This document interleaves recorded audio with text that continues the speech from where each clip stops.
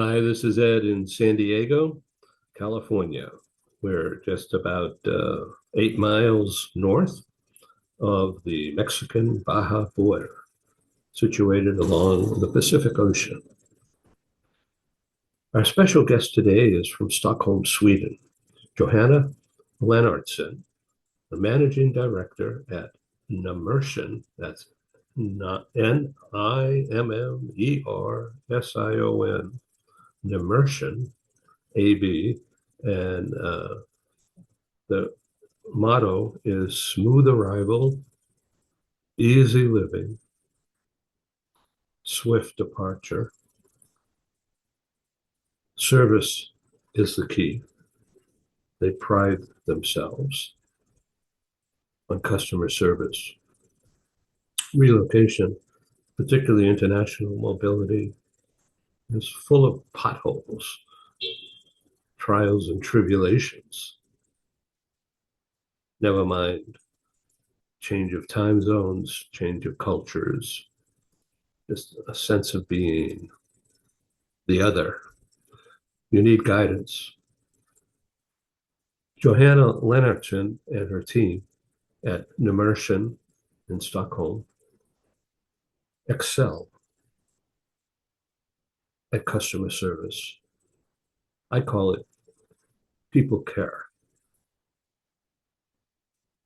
We're going to learn all about that.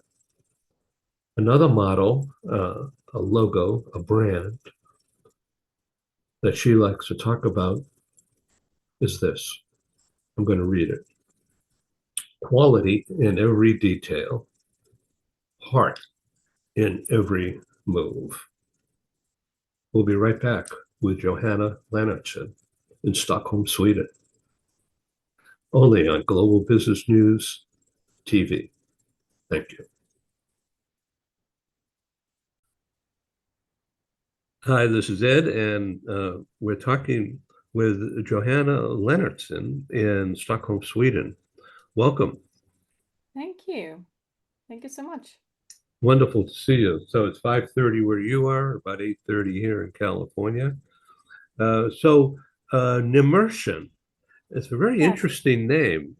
Nimmersion, Nimmersion. How did you come up with that name? Well, I didn't actually. That was not me, but from the beginning we were actually called Newcomers Immigration and Relocation.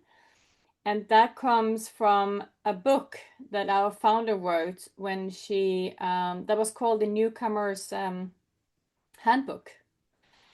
And she moved back home to Sweden in 1995. She was an expat kid that moved all over the world and lived in different countries and studied in the US and UK. And she moved back to Sweden and she felt that was really weird. And she didn't really know, the culture, even though she was Swedish, she has not lived here for a long time. She didn't know where to go to eat or to a museum or how to register properly and such. So she wrote a book about it, which she then approached to the large corporations that moved expats to Sweden at that time. And they asked her to not only, sell them the book to the expats, but also help them to do it. Help them with their relocation to Sweden. And at that time, it didn't really exist in Sweden, so she was the first to provide the immigration and relocation services, and that's the foundation of the company. And then we changed the name along the way, but NIM is still for Newcomers Immigration Mobility, and something that you immerse yourself, right? So Right. that became Nimmersion in about 2016, I think. So that's the name we've had for the past. So she had, Elena, had a firsthand experience in being quote unquote lost and needing assistance. And where was it?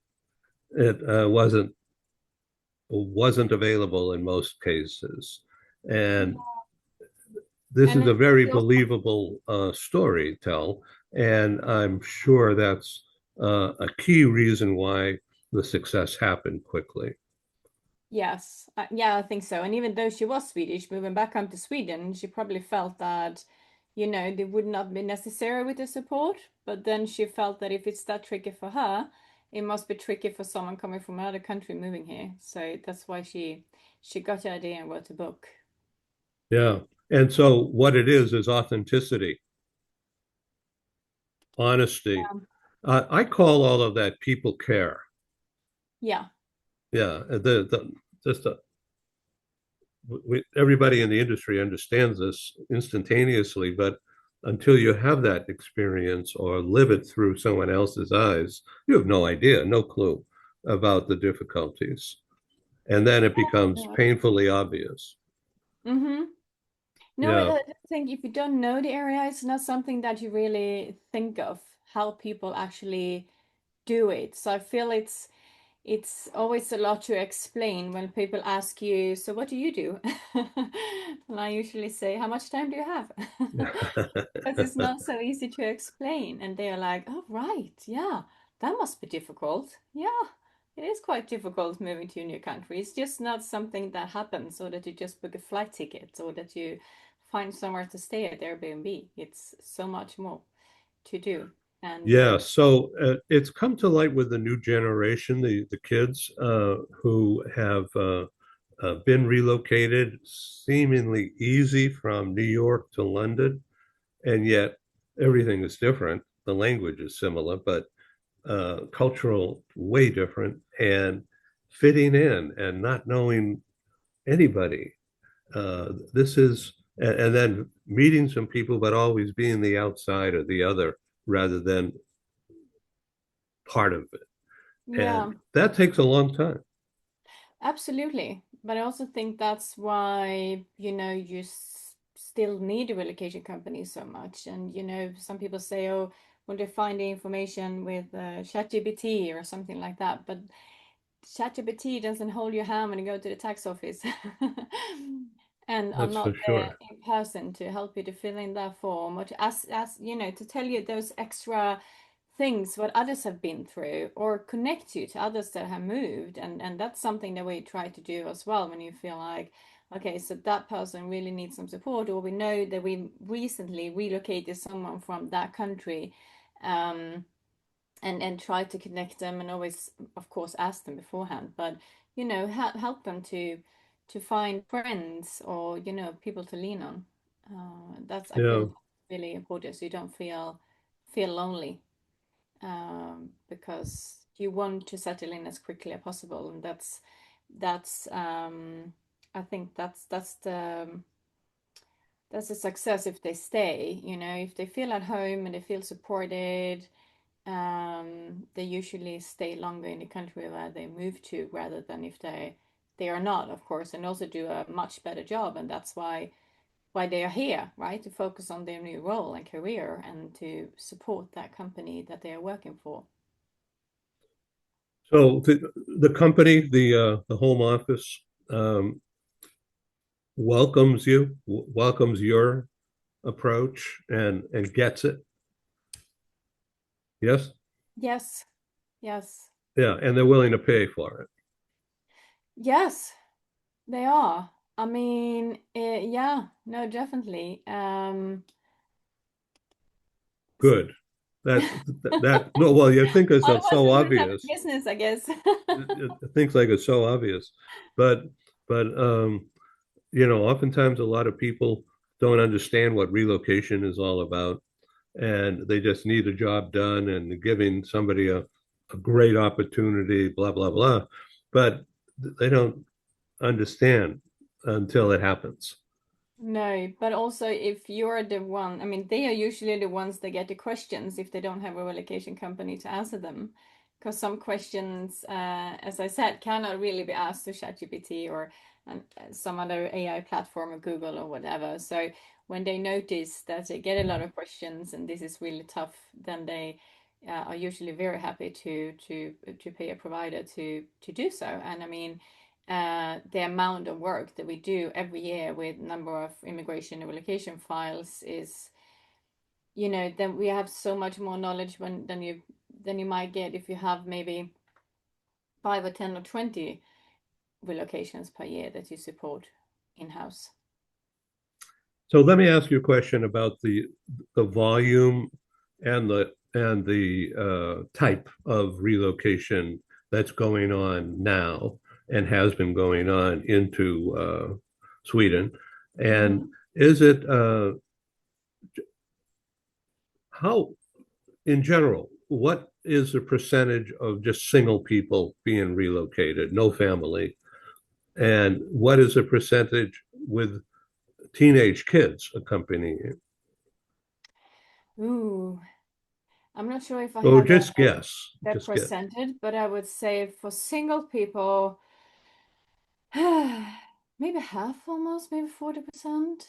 It's quite high because it's a lot of tech people relocating to Sweden, a lot of Yeah, young uh, younger. engineers and IT specialists. So a lot of them are singles.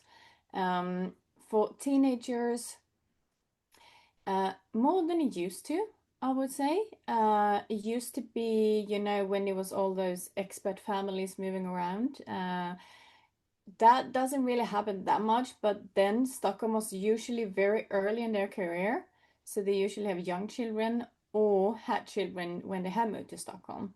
Not that many teenagers. It's more teenagers today, I would say. Even though it is a bit tricky with the whole residence permit, permanent residency situation that we have in Sweden currently, where a child can only accompany you up to the age of 18 if the parents apply for permanent residency. If they don't, if they apply for work and residence permit, they can accompany you up to the age of 26. So that is a bit tricky at the moment, but the government is looking into it and will hopefully change it this year very soon. But it scares some families away, even though there is a solution. But for many that move, their goal is often, if they move to start a new life in another country, the goal is often to receive permanent residency and citizenship. And then that's a tiny bump in the road if the children are getting close to 18. So if there is permanent residency, then they qualify uh, at at some fee or to get the national insurance and other benefits. You get that immediately if you have a permit longer than 1 year. So then you register for Swedish personal number and you get all the benefits that we have as Swedes living in Sweden. Yes. So you don't need a permanent residency, but of course it's more secure for you and you have more rights with a permanent residency than a regular working residence permit. And you can then also freely change employers or change your role, or and you don't have to submit an application every second year to immigration agency and ask them to check if your employer and yourself fulfill all requirements to be able to stay longer in Sweden. If you have permanent residency, you just have to update your card every third year, and then you can apply for citizenship after 5 years currently. But from June, it might be 8 years. It's still not decided yet, but there is a suggestion that they will extend that time. Interesting. I would think that's a real positive. It's probably a hassle to get involved with, but the benefits just sound wonderful. Yeah, To what yeah. extent do you get involved in taking care of the transferee and family that accompany? Do you set up coffees or teas or get-togethers to bring people together, or do you basically hands off that? In other words, taking care of the people once they arrive, especially the early days. Yes, there are some. I think most companies do have some networks that do those coffee shops and stuff. I know that we did a lot during the pandemic. After the pandemic, we're not really started with those get-togethers after they move. Not at least after they are settled, not together with others, but we definitely do it with those that we assist because we meet them so many times because we often sit down and have a coffee or a tea when we go to the bank or when we go to the tax office or when they have moved into their apartment, just to make sure that they, all questions are being answered, they feel supported, and then get that extra time with them where they can ask just anything basically about life in Sweden and such questions they have. So your motto here that I'm reading, smooth arrival, easy living, swift departure. In other words, no hassles. Houses? Yeah, difficulties, challenges. Well, there always is, right? Right. Okay. Right? It doesn't always depend on us, often not, but it can be a difficult landlord, or it can be a migration agency, or the tax office, or the internet provider, or something will happen. I think that's very. Then it comes to the expectations, and I know that Hilton has a saying of, location, location, location, and we have a saying that's expectation, expectation, expectation. So it's really important to early let them know that things will probably go wrong. That usually happens, and it will be out of our control, and it will be out of their control, but we will be there to work it out for them and support them best way possible. And I think that's the best you can do. Let them know that you care and that you will do your best to help them. Then they will still feel that you have done a great part of your job, and help them to, you know, go through everything they need to go through before they are settled in. So it just seems like a no-brainer. It just seems like it's so obvious, but that coming from you just now, out to the audience that will see this in subsequent days, weeks, and months because of our distribution across the internet, Mm-hmm. and to many corporations who follow what I'm doing on YouTube and LinkedIn. That's a wonderful message. And it just seems so obvious, but just Yeah, I knowing know. that you care I and you know. you put it out front and you wear it on your blouse, this is Yeah. guaranteed going to happen. But I think, I mean, this is something that we have been working on for so long. I know I've been working in this company for almost 20 years. It's a very long time. But I remember that was about the first thing that I learned. And I remember who it was as well. It was a French woman, and she was going to move to Stockholm. And I know when they get married, they still keep their maiden name in the passport. So the tax agency registered her with her maiden name and not her married name. And that was such a big thing for her that they got that incorrectly. Well, they did it right, but for her it was not correct. And I remember I assisted her, and this was a form you need to fill in and such, and she was still upset until I understood that, she wanted that compassion. She wanted to feel that I care, not only that I helped her, but also that that I had that compassion for her, that I understood that this is difficult, this is something extra she needs to do. And she was offended. And it was not until that moment I understand that you really need to, even though I did care, I probably didn't show it enough. And people are in such a vulnerable situation. It's so stressful to move, and it's so much they need to think of and do. And so they need that support. They needed to know that they can trust you and that you will support them fully. And I think that that's what we try to build within the company, that also for your consultants to do so, they need to make sure that they have enough time and resources to be able to deliver and live up to our clients' expectations. And you as a leader need to set the example and make sure that you create that environment for them. And I know it's a very old saying, but if your employees are happy and love what they do, they will take care of your clients as well the same way, and their clients will feel cared of and supported. And I think it says itself that if your consultants don't have the time to support your clients in that, with that extra care, there will be no, great service delivered, right? Then you will get to support, but it's not they will not feel very well taken care of, probably. So you have instilled this into your training program, so Yes. that the consultants that work for you, who actually have one-on-one contact, Mm-hmm. uh, because oftentimes that's what it is. It's not you; it's your consultants. Yeah. I They run a they really have to be trained. yeah, they are great. Yeah. But yes, we do, and I run a service excellence session every year for all my staff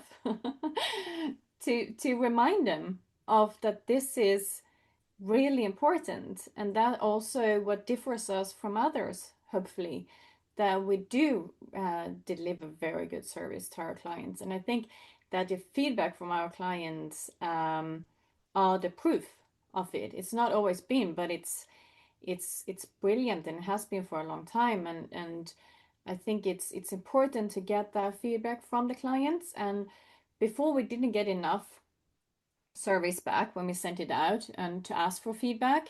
So what we did was that we then said that if you reply to this survey, we will donate money to the Children's Cancer Fund, which we do every year. And I think that it's important to get their feedback. You need to listen to your clients and change whatever possible when it's something that they feel could be better. And we get great feedback, and every Friday afternoon we share that with the team. So all the feedback that we receive during the week, we send out to everyone on Friday afternoon as a celebration just before the weekend, how well everyone's done that week. Um, and last year we actually had service excellence rate of 98.6% of all the feedback that we received back, which is Bravo. That's terrific. Well, it's almost embarrassing, but it's really where in America the slogan where the rubber meets the road. In other words, that's that's the yeah, win right there. yeah, you Because kind some of people will feel um, embarrassed for asking for that kind of guidance. Uh, that they feel ashamed or just you which of course from your counseling and your services motto and emphasis, that should be right up front. There is no such thing as feeling ashamed or not worthy. You deserve that care. Ask yeah. if you need something. and Mhm. and and a lot of people, and I would say a lot of women, are they feel embarrassed, or they feel, uh, oh, I don't want to hurt people or put people out, and I don't want to have to feel all this. And why am I here? Yeah. And I want to go home. Just because of these little things, but they add up to some people.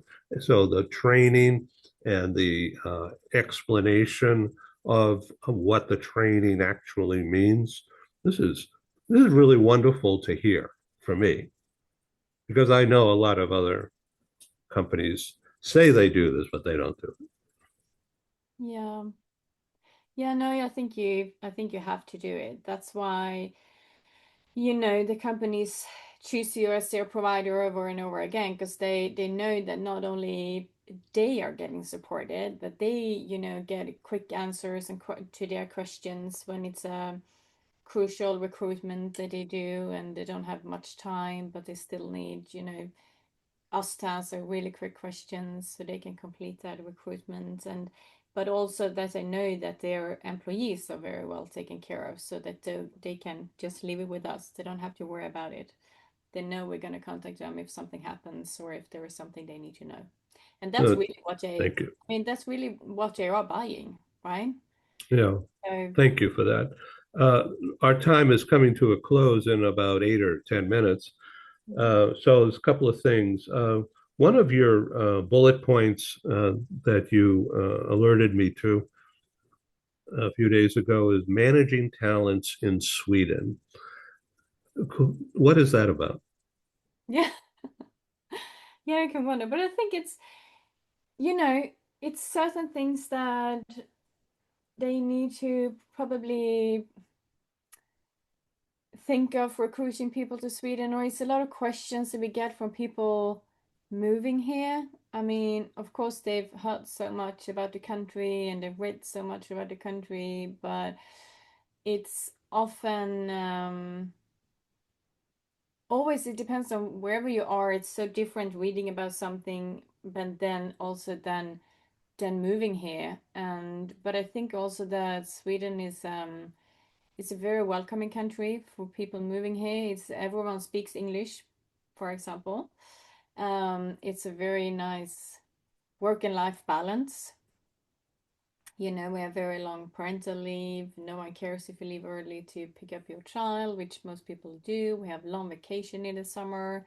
It's by law, the employer needs to give employees at least 4 weeks vacation in a row between June, July, and August. Um, People often stay longer than expected when they come to Sweden, which is great. But of course, they always ask, how dark do you get in winter? How cold does it get, and such. But I think that if you learn to embrace all the four seasons that we have, and you get out during winter and do learn how to ski and ice skate or whatever you do during winter, I think it's wonderful. But also, I think work wise, it's um, even if it's early in your career, we have a very flat hierarchy in Sweden, which gives you the opportunities to be invited to meetings that you might not be attending in other countries, for example. So I think there is a great opportunity for for young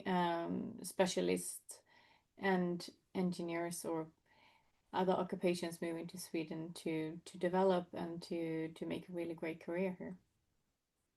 Well, that's excellent response. Thank you very much. All right, so we've covered service excellence Mm. and about adapting and fitting in a proactive way, and current status in Sweden's immigration. Uh, you've gone through this a little bit here. It's a little tricky, and that the counseling is where you really help people through that.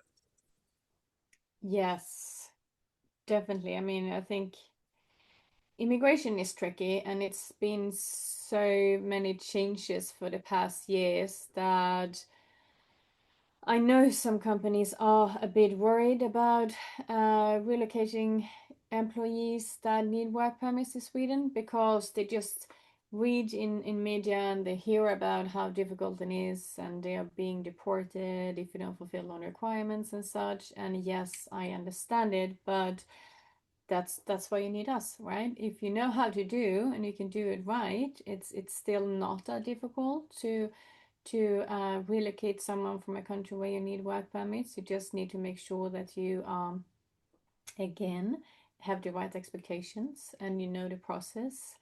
And I know that the government wants, they want to encourage highly skilled workers to move to Sweden. So they are still trying to make it bit easier for them, even though some changes that they make do affect them as well. But I think they put a quite a high salary threshold already 2 years ago, and they want to increase that in June, which also then might also affect some highly skilled workers, even though that it's mostly other occupations that will be affected. Um, but I think also that they started to understand that they need to be to adjust a bit of what we've recently changed to be able to be more attractive to talents moving to Sweden. So hopefully that will be the message onwards. Well, thank you very much for being our special guest today and for going into this deep dive about Sweden and relocating into Sweden. And your company name again is Nimmersion, Nimmersion, Nimmersion AB, and of course, Nimmersion.com. Johanna Lennerton, thank you so much. I'll get you the video and the audio and the speaker's notes later in my day. And Yeah, wonderful. come back again, So please. much. Yes, please. Thank you. Thank you. Bye Bye bye. bye. This is Ed signing off in San Diego, California. And thank you.